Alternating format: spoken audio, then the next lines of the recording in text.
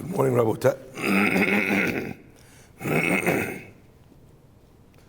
Good morning. Good morning, Rabbi. Welcome to breakfast and the class with no breakfast.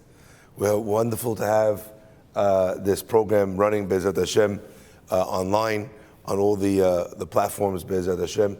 And we have a chance to be able to really communicate a little bit about what the beauty and the power of Shiva Asar Tammuz actually is and what it means.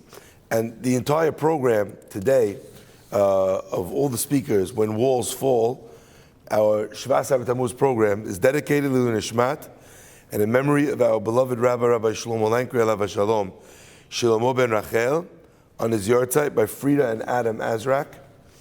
And as well, today's my Shiva Asar Tammuz class today is dedicated in loving memory and Lilu Nishmat Faraj Goel ben Batya. On his 7th Askara, he exemplified and instilled a love for Israel and being proudly Jewish and all of his family. He is loved and missed dearly by his children, Nehemiah and Miriam Kashanian. Let's begin. My friends, the Mishnah tells us that there is 5 different things that happen on the day of Shiva Asar Tammuz, and 5 different things that happen on the day of Tisha B'Av. And on each day, we are commemorating and we're mourning and we're fasting actually today because of the fact that there's a group of things that went terribly wrong all throughout Jewish history. However, although I know you know that, I want to come at this maybe from a little bit of a different perspective. We know that Tuesday is always called the day of Pa'amayim Kitov, which means it's something which is doubly good. And the origin of that idea, Pa'amayim Kitov, the concept is that in the creation of the world, when God on Tuesday was building the world, what did he say? He said that the creation of Tuesday was very good. And he said it again on the same day. So you see twice Hashem says, and God saw that it was very good. Kitov. Not very good, that it was good. Kitov. So today is a day of fasting. It's a day of mourning. But yet it's also Tuesday. In fact, many people in the community are always very careful that if they're signing on a house or if they're closing on a business or they're doing something very important, they try and align that day to be a Tuesday because Tuesday is a day of tremendous mazal, Pa'amayim Kitov. What's the Pa'amayim Kitov today? What's the double good of this day, of today, Tuesday, the day of Tisha B'Av? So I want to share with you. The Pasuk says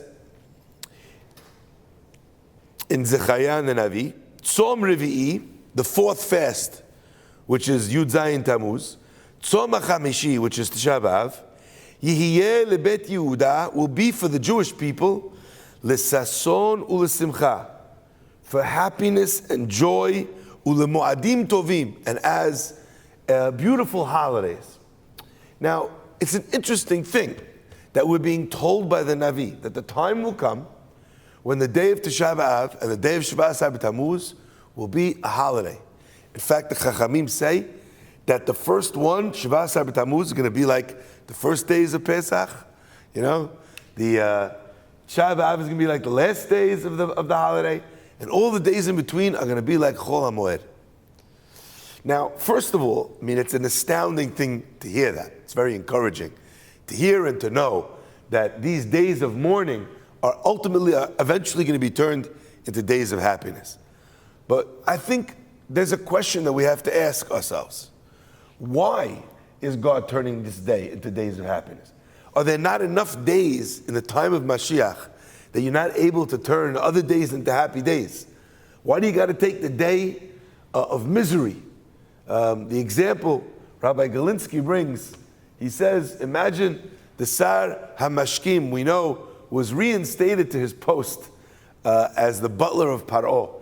He says, you think for the rest of the time of his life as a butler for Paro, he made a party every time on the day that he got thrown in prison? on the day that he made the terrible mistake. Probably he made a party on the day he got out. That's probably the day he made a party. Chabad is very big on celebrating the days that the Rebbe got out of prison. Maybe that would have been the Sarah Mashkim already, it would have started back then, right? So my friends, I want to try and understand, why is it that we were told by the Navi that these days would be days of such joy, happiness, and mo'adim tovim, and good celebrations. But before we do so, I want to share with you the words of the Arizal. The Arizal says something fascinating. When Aharon is making they're making the egel, the pasuk says an interesting word. It says, Chag lamonai machar. There will be a party, a celebration, a holiday for God, machar, tomorrow. Says the Arizal, those words which were said about the Avodah Zarah, about the Egel HaZahav that they were building, were actually prophetic. Because as Rashi tells us, sometimes when we find the word machar, right, in the Torah, machar doesn't always mean only tomorrow. It can mean also someday in the future. All right? We find the word machar in many places in the Torah is describing something that's coming in the future. Says the Arizal, Chag lamunai machar means tomorrow is going to be a holiday for God, not now. What day was the worshiping of the idol? Right? What day does that fall out on? It falls out on Shiva Asar Tammuz. In fact, as we know, one of the 5 things that we cry about, that we mourn on this day, the first thing that's brought down in the Mishnah is Nishtabru haluchot. The luchot were broken. Why were the luchot broken? They were broken in the aftermath of the serving of the Egel HaZahav. So says the Arizal, already from back then, Chag lamunai machar. Now, I struggle to understand this. The Jewish people are sitting worshiping a golden calf. It's the worst thing that's ever happened. It's the worst thing we've ever done. In fact, the Talmud tells us that whenever HaKadosh Baruch Hu punishes us, in any way, part of that punishment has echoes in it of the sin of the Egel, of the golden calf. And we learn it from the Pasuk, Ubiyom pokti, and on the day that I remember, and the day that I remember to punish you, I'm going to remember, so to speak. So why is it that already from then we're talking about that day being a holiday? And I think that understanding this is instructive. It's imperative to recognizing, why do we have these days of mourning in the first place? How do we relate to them? What do we think about them? So I want to give you a mashal, a beautiful way of understanding this concept. I want you to imagine a person is going to build his house. He goes to Home Depot and he asks them, listen, this is the money I have. I need the wood, I need the stone, I need the concrete. He looks at the prices at Home Depot, Shema Yisrael. You know how much wood costs now? For these beams he needs, for the walls. You know how much concrete costs? With all building costs skyrocketing. He realizes that all the money he's put aside to build his house is not nearly enough. Calls over the manager. He says, listen, I need to buy tons of stuff in my house. I'm not gonna even get close to the price. Is there anything else I could do, or is there any way I could go? This guy says, listen, our prices are matching the prices in the industry. This is what it costs to buy this kind of wood, to buy this. He says, I can't really help you. He says, the only thing I can tell you is, if you drive your truck around behind Home Depot, I could tell you, we've had a shipment of wood over here that came in a little while ago, and all the wood that came to the Home Depot, it failed our test. It failed our test of quality control. So we're not allowed to sell it. We threw it out in the back. It's sitting there in the back of Home Depot. Tomorrow, the trucks are going to come to take it to the garbage or the landfill. I didn't tell you anything, but if you need some wood, there's wood over there. The guy goes around the back of Home Depot. What does he find? He finds tons of wood. It looks pretty similar to the wood he was going to buy. Maybe it's a little waterlogged. Maybe it's a little warped. Maybe it's not exactly ideal, but he thinks to himself, you know what? I think I can make this work. You know what they say, the price is right. He starts loading up all the stuff on his truck. He takes all the wood there, and you know what? He gets right to it. He watches enough YouTube videos how to build his house, right? And slowly but surely, he builds a foundation. He builds the walls. He builds a house, and finally the day comes when he moves his wife and children into the house. A while goes by. The winter comes along. Heavy snow comes, blankets the roof. His wife says to him, honey, I'm hearing creaking. He says, yeah, creaking is normal. Every house has random creaks. I discovered also recently that when you leave your house alone for a little while and you come back, your floor knows that you haven't been there. Anyone ever see this before? Like when you walk on the floor every day, so it settles, so it doesn't squeak. But when you haven't been there for a little while and you walk again on a wood floor, right, it knows you've been away. And now it's like creaking everywhere you go until it settles again, until you walk around on it again. Okay? The guy says creaking happens everywhere. I've never been to a house that doesn't have some creak in the night. She says, this is more than that. It sounds like our house is crying. I don't know. It's moaning, it's groaning. It's not a little creaking.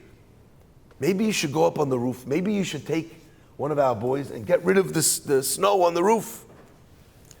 The guy says, listen, it's freezing cold. It's late at night. What do you want from my life? They sleep through the night, but they can hear the sounds of the creaking and the groaning of the house louder and louder. Finally, his wife says, listen, I don't know. I'm scared to stay in the house. Is there any way, why don't you call an expert? Why don't you call someone? Guy doesn't really know an expert. The guy learned how to build his house on YouTube. He goes back to Home Depot, calls the guy. He says, listen, when you finish your work, you mind coming swinging by my house? Guy comes around the house. He's listening. He says, I've never heard, wood, croak and creak like this ever in my life. He says, tell me, did you use some of the wood that I told you? He says, some of the wood. I used all the wood. He says, you used the wood for the foundations? He says, yeah. He says, you used the wood for the beams that are keeping up the roof? He says, yeah. He says, I told you, didn't pass quality control. I didn't know. I figured you're building a shed. I figured you're using some of the wood to put up walls. You use this to bear the load of the weight of the house? Are you crazy? I told you it's not. Anyway, back and forth. The guy says, listen, I don't realize. He says, listen, here's what I'm going to do.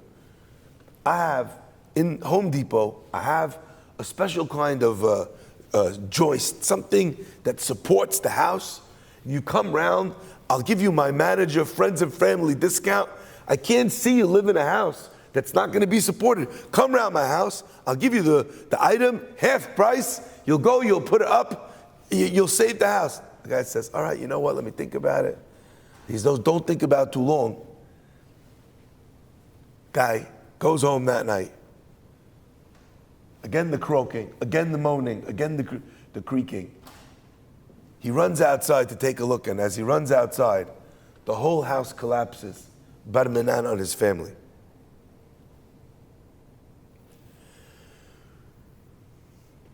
Obviously, it's a very painful time for him. But asks Rabbi Galinsky, there's 2 days that will live forever in this man's memory. One day will be the yahrzeit of his wife and children. And one day, he says, a day with far greater mourning, a day where the person will ask himself why, a day where the person will literally think to himself, what if, for the rest of his life. What day is that going to be? That day is going to be the day that the guy told him the house was going to fall. And all he needed to do was support it. And he didn't listen. My friends, when somebody warns you that something's happening, you might want to check his credentials. Does he know what he's talking about?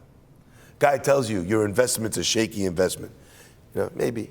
Guy tells you, I'm a financial advisor. Your investment is a shaky investment. Maybe you listen to him more. How about if the guy tells you, listen, you've invested in my company. I don't mind if the SEC arrests me. We're too close for me to let you go hungry. You're going to lose every dollar that you have invested. It's my company. Would you listen to that guy? Or would you tell him, you know what, I think I'm going to ride it out? Borei Olam says to the Jewish people, my house is rotten. The beams cannot support it. Your actions are not enough. Everything is going to come crashing down. Do something. Support the house. Support the poor. Help the almana and the yatom. That's what God says. How long is Yirmiyah begging the Jewish people? And then the whole thing collapses. And 1.5 million Jewish people suffer their fate in the Khurban. And what are we, the survivors, left with? Survivor's guilt. Not having done something. So if you want to know what these days represent, they represent a Hakadosh Baruch Hu begging Ya'ani on his hands and knees Kavyachol. It doesn't need to get to Tisha B'Av. We can fix it now. And it's easy to fix now. Right in the beginning. We haven't even started. This is the first day of the 3 weeks. We can make it that nothing ever happens. And I've been thinking a lot about this idea for two reasons.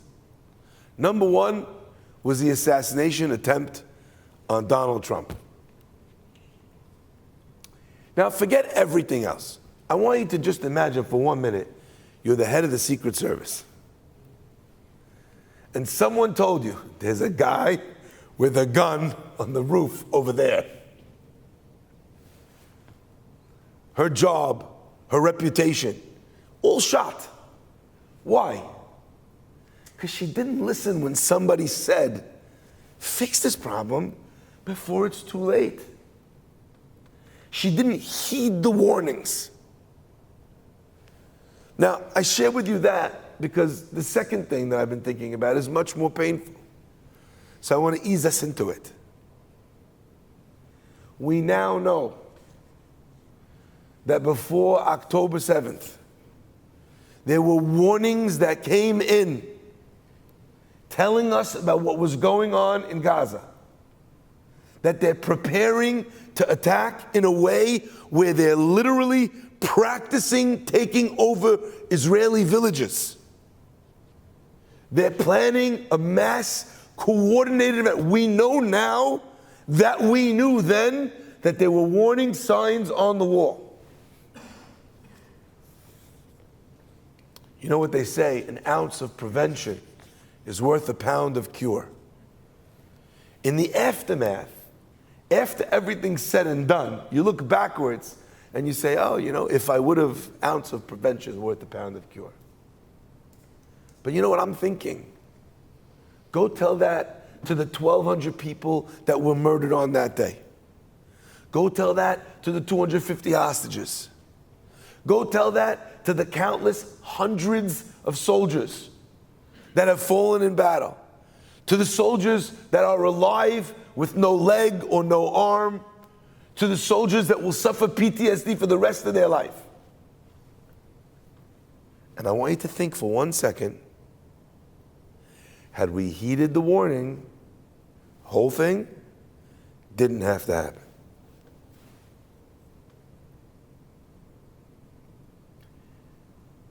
I don't know how to live with that feeling.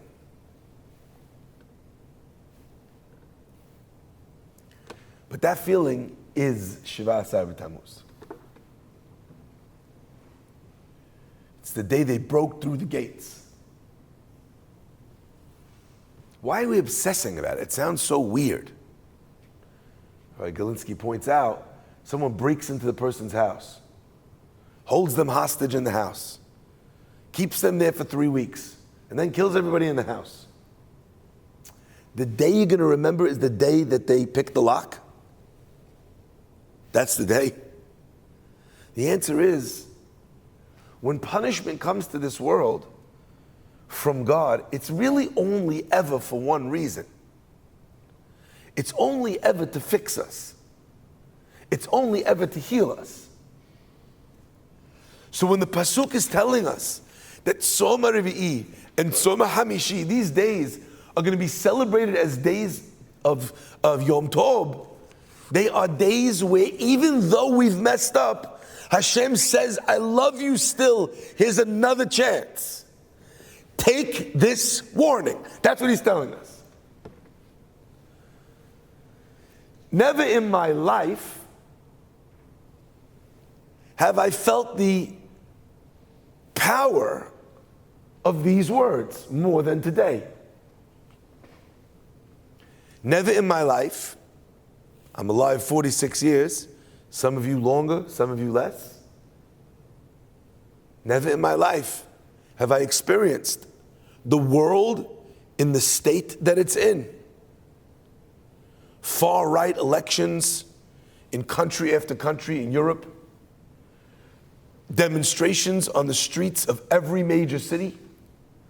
Colleges being shut down by supposedly the brightest, falling for this scam, turning the Jews from the victims into the aggressors. This is what's happening everywhere.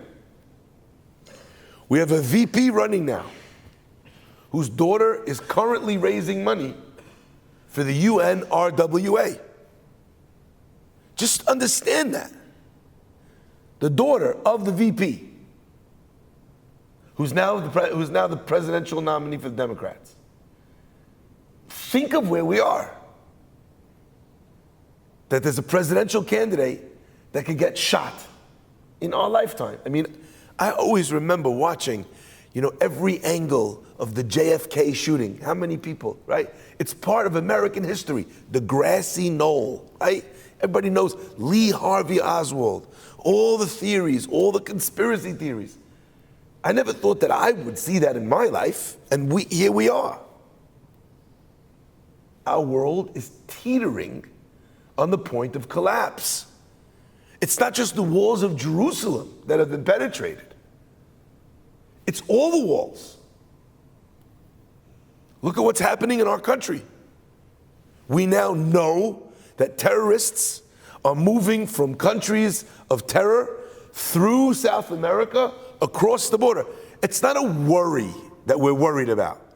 We actually have multiple examples of people who were arrested that were associated with ISIS, who came through the borders.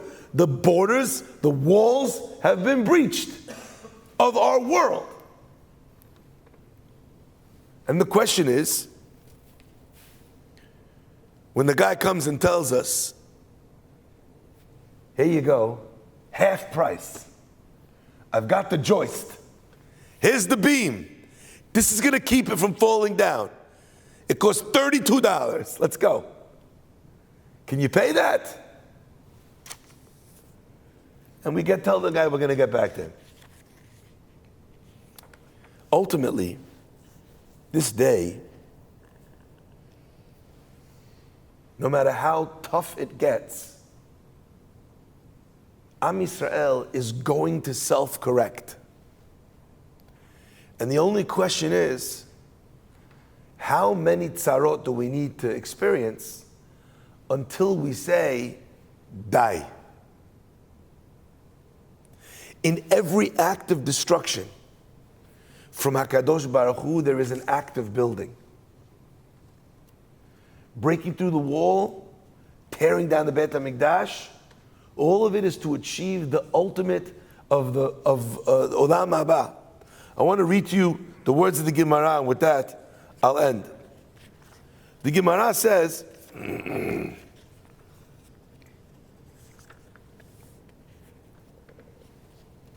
Lo ka'olam hazeh ha'olam haba. In our world, we have two different berachot. When something good happens, we say, Hatov v'hametiv. When something bad happens, what do we say? Dayan ha'emet. That's how it works. Somebody dies, Dayan ha'emet. Right? Best thing ever, Tov v'hametiv. However, the Gemara tells us that the time is going to come, the only bracha we're going to be able to make is hatov v'hametiv. I asked you early, what is the pa'amayim kitov of this day? The pa'amayim kitov is not just that it's Tuesday. It's that the Talmud tells us that eventually we're going to say about this, hatov v'hametiv. Now I want to ask you a simple question. What shows more love from a parent? Is it when the parent is doing something nice for the child, or when the parent has to discipline their child? Doing something nice makes me feel good. It's easy. Being forced to discipline a child, to hang out, even when the child is bending or breaking his way, that is a much greater expression of ahava. So greater than the tov ve'ametiv that we're going to make on the most beautiful things that God gives us, in the final analysis, is the tov ve'ametiv that we're going to make on the things that finally woke us up. I remember once I was having an amazing dream. You know what my dream was? It's a funny dream actually. I was sleeping in a hotel and I was in a city and there was no kosher food in the city past a certain hour. I don't remember where it was. It was one of these destination weddings. So I got there late and there was no kosher food. And when there's no kosher food, there's nothing. There's zero, nothing to eat. Starving. I went to bed hungry. I know that in the morning, the destination wedding people are arranging a kosher breakfast. Anyway, so in my dream, I was at the kosher breakfast. And I just remember, you know when you're walking and there's like a buffet? So I guess I was really hungry. So in my dream, I'm walking at the buffet, and it's so long I can't see the end. And I just remember walking and asking if they had a bigger plate, and eventually in my dream, I'm holding like a tray, because there's so many things, and I keep putting, and I keep walking, and I'm putting, and I'm walking, and I'm putting, and I'm walking, and I'm putting. I couldn't see the end of this thing. It's like, in my dream, I was like, it's so long. How is this possible? It's like I've been walking for miles. It's like it was, you know? And then all of a sudden I woke up. My friends, I could promise you one thing. However much money they spent on their destination wedding breakfast, it was not as long as the destination breakfast I had in my dream. It wasn't miles long. Norma's got to get on that. Let's go. A treadmill next to the... Could you imagine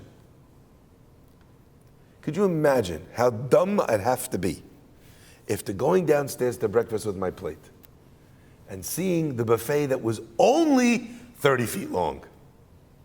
Could you imagine me saying to myself, you know something? This is not as good as my dream. I'm going to go back to sleep. Can you imagine? However beautiful it was in the dream, what was it?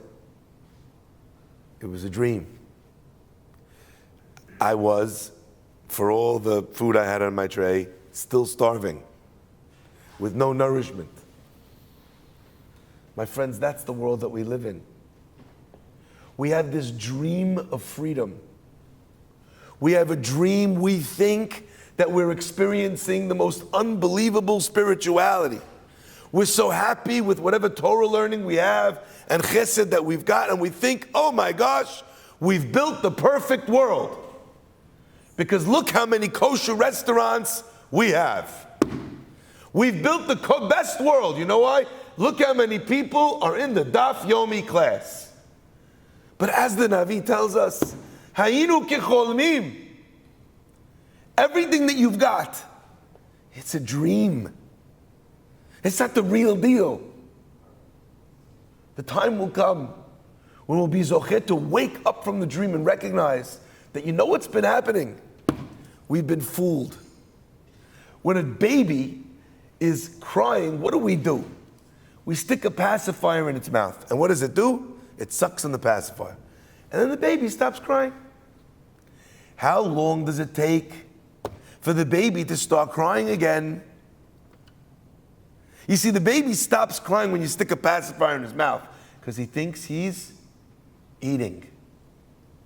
The sucking motion mimics in his mind the motion of eating. So he thinks he's eating. But eventually there comes a point where he realizes we're empty in the tank. It's miles long, the buffet, but I ain't any. I'm still as hungry as I was before. The baby spits out the pacifier and starts crying for the real deal. My friends, the time has come. Our world, our existence, it is a pacifier. It is a dream. It is not the real thing. We're still hungry. We have hostages that have not been brought home. We have people who are afraid to go to college campuses because they feel unsafe. We have athletes that want to go to Paris to be in the Olympics, and they're being told, literally direct messaged, contacted, come to Paris and we'll kill you. While Adidas is running a campaign with a sneaker, a throwback sneaker to Munich in '72 with a model who the modeling of the campaign is Palestinian. You can't make this stuff up. We can lull ourselves into thinking that we've got it sorted, or we can open up our eyes and realize how precarious our position is, and have these days serve as the wake-up call that they could be, as the wake-up call that brings us back home, at the wake-up call that brings us, Be'ezat Hashem, to wake up, to see everyone back where they need to be, to see the injuries disappear, to see war away from our world, Be'ezat Hashem, in a world of Mashiach, with the return of the third Beit Hamkidash, Mira v'yamenu, Amen.